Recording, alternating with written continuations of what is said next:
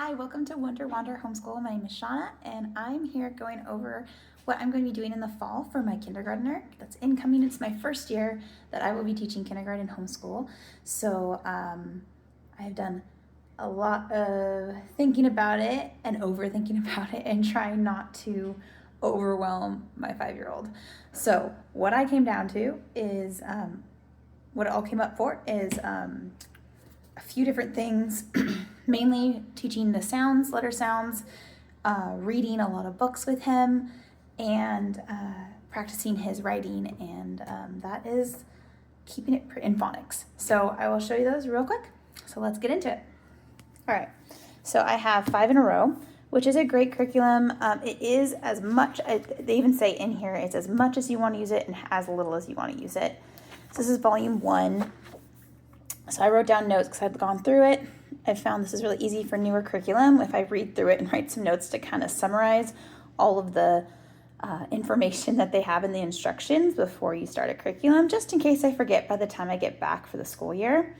So read a book each day, find that location that the book is placed in on a map, and there's also a flag in each book that you do that you can kind of color so they can see what the country that the book is placed in. They can see the flag and it kind of helps them. And then if you have a map or a globe, you can actually have them put a little sticky note or sticker or something that's on like the reusable like sticky putty, so you can take it off every day and have them put it back up every day that you read it. And so you have to read a book each day, and the book is supposed to be the same book every day for the week, and then you go to the next book. So then you can add a bit about each subject each day. There's an art project, there's a science exploration, and then that's pretty much it. I'm keeping it really, really simple. The joy of reading is kind of what they want to encourage, but they also want the children, the students, to learn different things about how to connect picture books to different parts of our life. So it does tell you some things that you'd need. But we'll just start with just an example. Like, this is a book called The Rag Coat, and these are all books you can get from the library, and that's my plan, is to get them from the library and to read them every day. And then probably before the week, I'll probably read over the information for the book. There's social studies, language arts, and art options. Sometimes there's math and science. You don't have to use all of them. I don't plan to. I really don't even plan to use this. I just plan to kind of see anything that I can add in as I'm reading with him each day. Maybe add in one thing about the social study, one section that stands out to me that could be really interesting for him to learn at his age. And then the next day, read it and then talk about something about the language arts they have. This story only has one suggestion for language arts and has a lot of art projects, it looks like. So it probably depends on the book, how that's going to work. Okay, so yeah, this one, sometimes they have different things that they can connect it with. Facial expressions, they'll give you some worksheets that they can that go along with their suggestions too. So like this one has social studies. It has 2 social studies ideas, but it has like 2 language arts ideas. Oh, 3, 4, 5, 6. So that's a lot. So it depends on which book. So it varies. They have so all the books are just really great recommended books. This is one of the flags you can color. That's a Japanese flag. They have like a science one for weather option connected to the book that you're reading. And then let me look at, it does tell you how to use the book and suggestions all in that, but that's basically the gist of what I learned from it. So that's kind of, I don't want to overwhelm him. So just getting him to read a book, snuggle down, whether it's in the evening, whether it's earlier in the day. I'm trying to figure out that schedule out. And it might take a trial and error time once we start the school year to finish his sister's schooling and then have just one-on-one time with him, since he is in kindergarten age, to keep it fun. Maybe we'll do circle time with them. I'm not sure. I'm going to play that by ear. So these are the books that we're going to be reading. There's the story about Ping. That one's based, I think, in China. You have Madeline, which is in France. Pair of Red Clogs. I believe that's in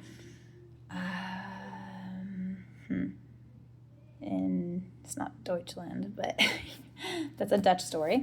Then you have the Rag Coat, Who Owns the Sun, Mike Mulligan and his steam shovel, The Glorious Flight, How to Make Apple Pie and See the World, Grandfather's Journey, Cranberry Thanksgiving, Another Celebrated Dancing Bear, Papa Piccolo, the very last first time, the Clown of God, Storm in the Night, Katie and the Big Snow, Night of the Moon Jellies, Stopping by the Woods on a Snowy Evening. And those are all the books for the whole time.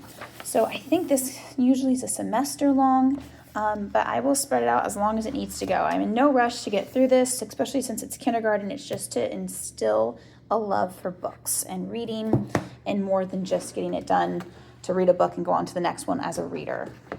So for handwriting practice, I have this. I've heard lots of good reviews on this that had really helped them start with their initial writing of handwriting really well. So they've got these things. So the very first few pages talks about which hand do you write with. Many use this one. Which one do you hold? Then it has, if you write with your left hand, sit up tall, keep your feet on the floor, hold it like this. Slant your paper, and then give all these different tips. Now, if you write with your right hand, this is what we should do. It makes it easier. Really helpful, seeing as I'm a lefty and I never learned that way. I learned the hard way. Okay, and then it kind of shows all the different areas of where they want them to go. So start at the green dot, and colored lines will help you write. So able to use the lines to your benefit to help know when to write it. Vertical, circular. So practicing just the strokes of straight up and down. And then horizontal. And then it looks like they start after a little while. They do circles. Just all the different shapes they need for writing. Then they start with O's and C's. Slants. That turns them into the slants. I'm guessing the slants turn into M's and W's. So it just kind of does a lot of repetition of different kinds of lines. And it looks like most of this book. And then eventually you can see they're going in where they're tracing full names and different letters. It goes all the way through the letters of the alphabet. And looks like it's uppercase and lowercase. So this will be one of those things that we do in the morning and just kind of go over. I also have these, so I might switch off between the two. So this one has uppercase, lowercase, all the way through the alphabet. And they're little learning mats, so I can pull them out. I got this one from my mom because she had a bunch of material from when she teaches kindergarten. And so these are great things to do in the morning. So my son loves already doing these letter things in his little preschool summer book. He can copy and trace, but he definitely lives for these. So he's getting the recognition, which is really good. And so it'll just be one of those. And then the next day he could be doing that. Something nice and short in the morning that's not overwhelming. So probably we'll switch off between these two. Now for his main learning for language arts is going to be phonics. So Foundation Phonics is easy lessons for early learners. This is something you can even do for pre-K if you'd like to. It's just the initial teaching of letters. Even if they don't write yet, you can still have them practice. So they said to practice that if you wanted the writing. There are some sight words involved, but it's not overly heavy with sight words because they are learning their phonics sounds. I'm already working on the alphabet sounds for him over the summer, just practicing on a chart. I think I showed that actually on the summer learning video that I did. So got materials for each week that you need. This is from Master Books. I use this with my oldest and she loved it. You have a schedule too, so you're doing the letter N, the letter D, and the letter A.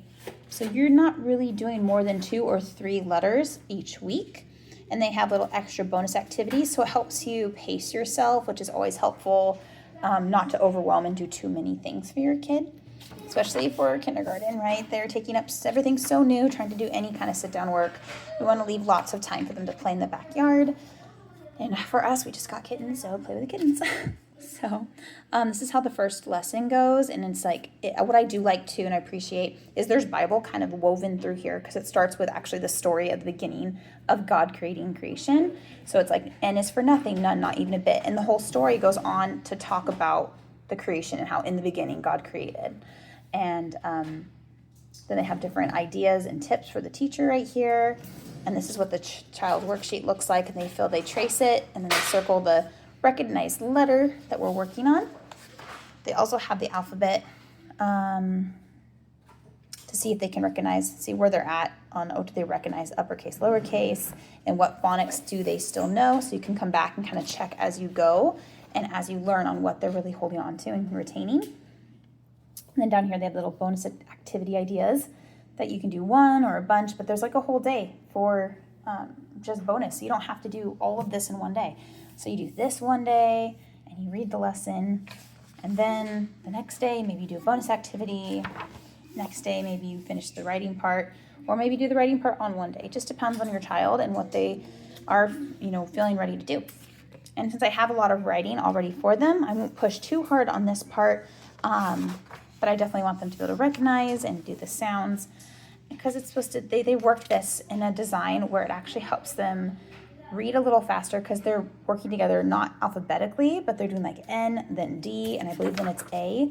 So then you have and, as soon as you put that together. So then you got and then you have a few, got and, got a few words that get started. And then you got dad, because those are all words that you already know with the letter sounds. So it helps when they do and as a word for blending. And that's a really hard part. That's been the hardest for my kids with reading, is just getting the blending together, because they can learn the sounds and the phonics, but sometimes it's just difficult to blend it all together. That's like the light bulb moment when they start reading. So that will be an exciting moment.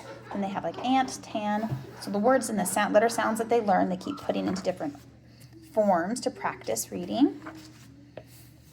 And it's very similar every day. And then you just go over different ones. And I do appreciate they keep the phonograms for the different, like for this one too. Also, so I like that they have the phonetic sounding of it, so then they can recognize it, because the reading that his sister is going to be doing actually is all about that, and that's going to actually be relearning for her, because she didn't originally learn how to read that way. And I'm hoping that'll really help her give the clues that she needs to know if it's a long or a short vowel. So for example, right here, they do the Bible connecting. It's like, okay, let's say S says S, or you can say S says S, because sometimes there's different